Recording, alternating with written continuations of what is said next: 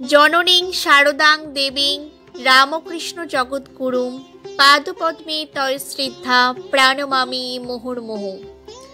শ্রী ঠাকুর, মা ও স্বামীজির চরণে আমার অবলুণ্ঠিত প্রণাম জানাই। প্রণাম জানাই কল্পতরু 09-এর প্রতিটি শ্রোতা বন্ধুদের। কল্পতরু 09-এর সকল শ্রোতা বন্ধুদের কাছে আমার আজকের নিবেদন জগৎজননী মা শারদা দেবীর কিছু উপদেশামৃত, যা আমাদের চঞ্চল মনকে শান্ত রাখবে। 1260 বঙ্গাব্দে 8ই পৌষ বৃহস্পতিবার কৃষ্ণা সপ্তমী তিথিতে ইংরাজির 22শে ডিসেম্বর মা শারদা দেবীর এই ধরাধামে আবির্ভাব ঘটেছিল। বাঁকুড়া ও হুগলি জেলার সংযোগস্থলে জয়রামবাটি গ্রামে এক দরিদ্র ব্রাহ্মণ রামচন্দ্র মুখোপাধ্যায়ের পর্ণকুঠিরে গোধূলি লগ্নে জন্মগ্রহণ করেছিলেন তার প্রথমা কন্যা ও আমাদের সকলের প্রিয় মা শারদা দেবী, যিনি আমাদের সকলের প্রিয় মা। অনন্ত রূপিণী শ্রী শ্রী মায়ের অনন্ত প্রকাশ। তিনি একাধারে যেমন মনুষ্য দেহধারিণী মানবী, তেমনি আবার অতি মানবী দেবী। যেমন স্নেহময়ী জননী, তেমনি জ্ঞানময়ী জ্ঞানদাত্রী।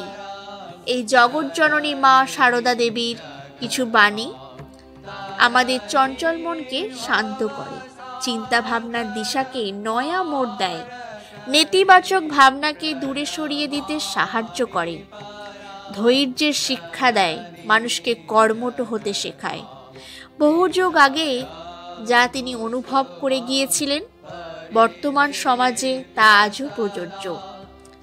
এই প্রতিবেদনে তুলে ধরা হলো তার কিছু অনুপ্রেরণামূলক বাণী, যা আমাদের চঞ্চল মনকে শান্ত করবে।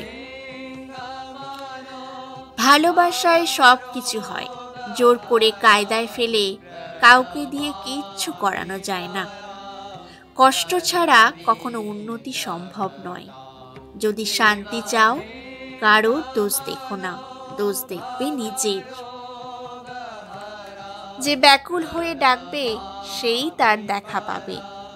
জগৎকে নিজের করে নিতে শেখো, কেউ পর নয়, জগৎ তোমার। জীবনে চাহিদা থাকা ভালো, তবে সেটা শারীরিক কিংবা অতিরিক্ত অর্থের নয়। চাহিদা থাকুক ভালোবাসা ও সম্মানের।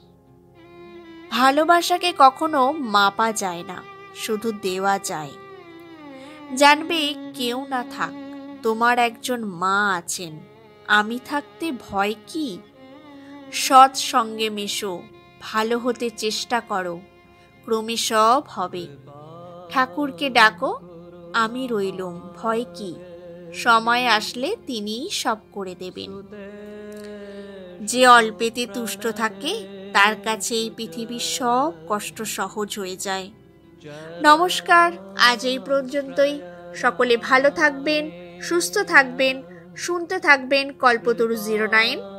আর আজকের দিনটি খুব সুন্দর করে যাপন করবেন। লজ্জাপটাবৃতে নিত্যম শারদে